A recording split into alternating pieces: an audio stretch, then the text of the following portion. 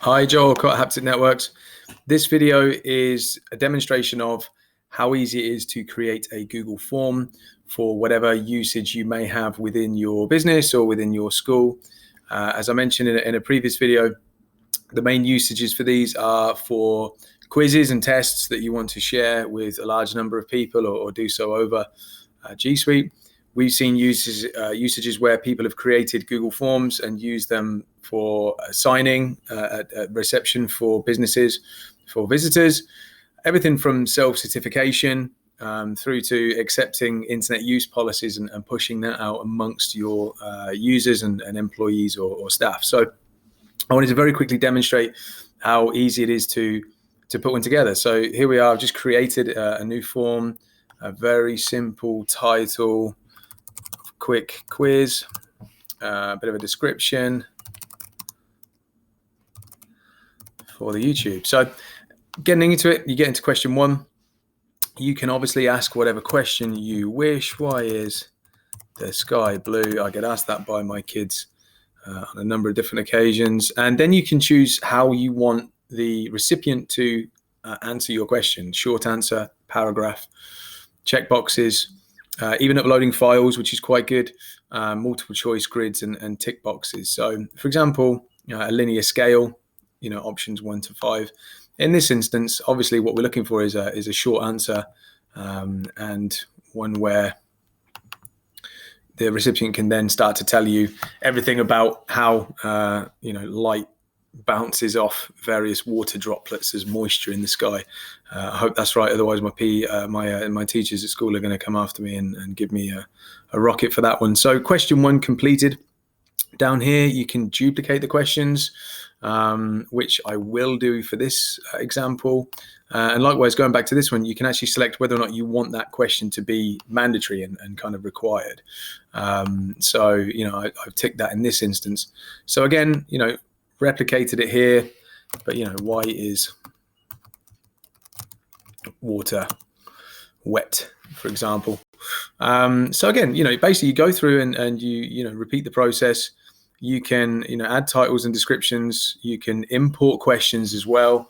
That's been really useful where we've seen particularly teachers, but also those individuals that have a lot of repeatable processes and instances where they are copying this across different formats and making slight changes to it. So it's not like every time that you want to complete this quiz that you have to, go back to square one and sort of start all over again. So very simply, that's what it is and how it looks.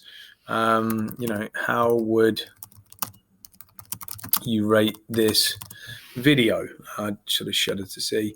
Again, linear scale 1 to 5. 1 being awful, Joe doesn't know what he's talking about, through to 5, ace, clearly this is the best video that I've ever seen, and the next one's going to have Joaquin Phoenix starring in it. So again, as you kind of roll through, you can add images to the questions. That's a good feature as well. Asking particular people to look at, for example, an image upload. For that, you could upload an image of standard terms and conditions, or again, not having to type out all of your terms and conditions. You could add the image there and then very simply have an acceptance underneath. So again, I mentioned internet usage policy being one way of using Google Forms. So what I'll do is I will cut to a kind of fast forward segue as I run through and add the remainder of these questions, and then check back with you in a second.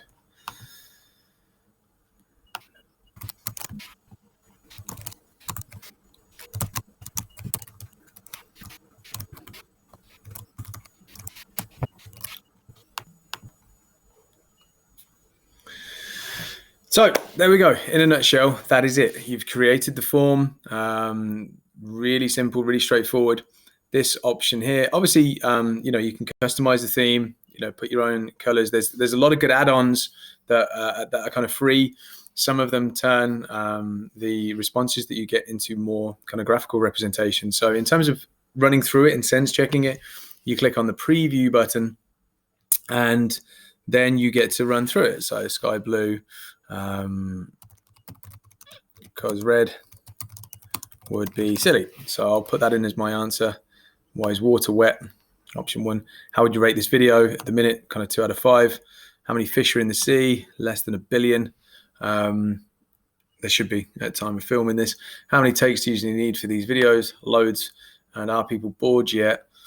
Probably. So then I click submit, and you get a canned response that comes up and lets the recipient, lets the person that you're giving the quiz to know that you have it.